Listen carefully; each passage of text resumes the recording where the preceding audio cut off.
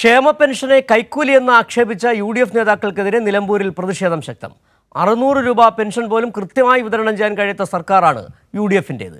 LDF സർക്കാർ വർദ്ധിപ്പിച്ച pension തുക സാധാരണക്കാർക്ക് ആശ്വാസമാണെന്ന് UDF നേതാക്കളുടെ വാക്കുകൾ മുഖവിലയ്ക്കെടുക്കുന്നില്ലെന്നും നിലമ്പൂരിലെ വോട്ടർമാർ പറയുന്നു. നമ്മുടെ സഹോദരങ്ങളെ നമ്മുടെ പ്രായമായവർക്കെല്ലാം കിട്ടുന്നതല്ലേ, അതെങ്ങനെ കൈക്കൂലിയാകും? കൈക്കൂലിയാണ് ഞങ്ങൾക്ക് തോന്നിയിട്ടില്ല. ഞങ്ങൾക്ക് മാസം മാസം കിട്ടണ്ടേ. നമ്മുടെ പാവപ്പെട്ട ജനങ്ങൾക്ക് നമ്മുടെ LDF സർക്കാർ കൊടുക്കുന്ന അവകാശമാണ്, നമ്മുടെ പാവപ്പെട്ട ജനങ്ങളുടെ അവകാശമാണ് ഈ പെൻഷൻ.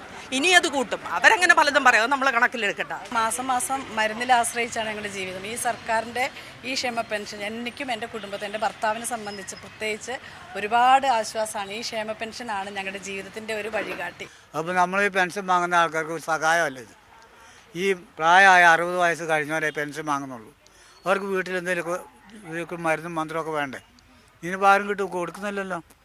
അത് പെൻഷൻ വാങ്ങുന്ന നല്ല സഹായം ഗവൺമെൻറ് ആ കാര്യത്തിൽ വളരെ നന്ദി. ഈ 62 ലക്ഷം പേരാണ് ഇത് വാങ്ങുന്നത്. അവരെ അപമാനിച്ചിട്ടുള്ള സത്യമാണ്. അതിനവർ ശരിക്കും അവർ മാപ്പ് പറയണം. കൈക്കൂലി എന്ന് പറഞ്ഞത് തെറ്റാണ്.